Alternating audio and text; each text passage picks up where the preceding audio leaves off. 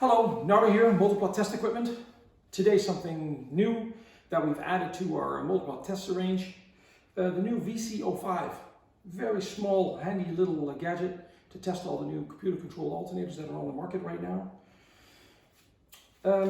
Let's go through the connections first.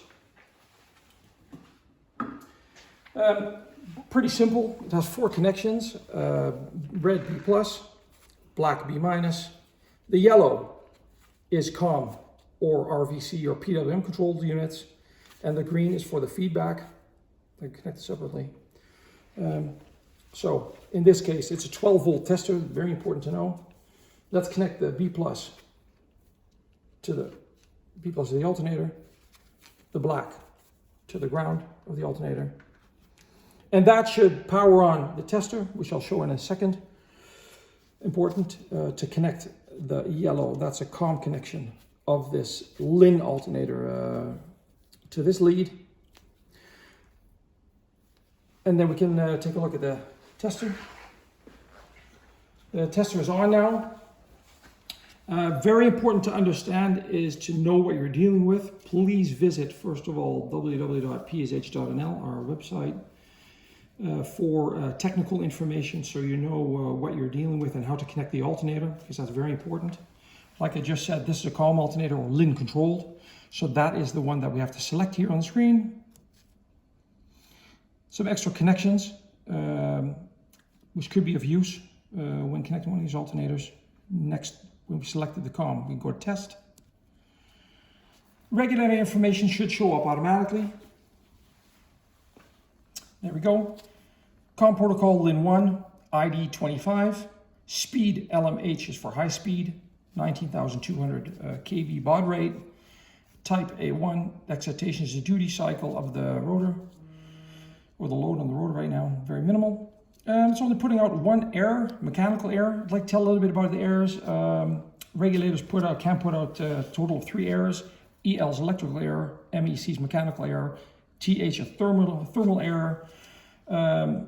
Depending on alternator situation, if it's functioning or not, it'll put certain errors out, which will turn on the lamp or cause a fault to come on the dashboard of the vehicle. So it's very important that it'll go off once the alternator starts to charge. It's a Vallejo regulator, so it's Vallejo software programmed, and the supplier of the ID of that chip is number 3. So let's get to testing.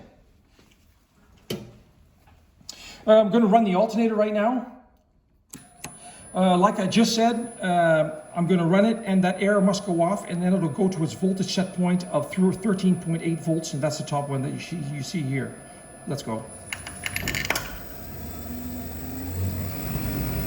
So the error is off, all the same, it's off now, and you'll see the 13.8 below 39. It should almost be the same, maybe 1 or 2 tenths out. That's maximum accepted. What we're going to do now to see if the regulator reacts to commands that we're going to give it, we can change the voltage set point even to 15.2 and it'll react to that 15.3. We can even go back down again to a lower voltage if you need it. And like I said, the regulator must react to that, and all errors must remain off. Okay, now we can turn the test bench off again. Stop the test, see that the mechanical errors come back on again. This is the way it should be. This is a perfect test. Alternator reacts excellently. Voltage reacts too. Perfect test. All right, I'd like to tell you one last neat thing about this tester. So let's go back to the main menu. Last but not least, the update possibility of this smaller tester is possible by micro SD. These firmware updates will become available soon. Yeah, that's about it. I'd like to tell you about the smaller tester. Thank you for watching. Don't forget to like, leave some comments, and subscribe. Until next time, thank you.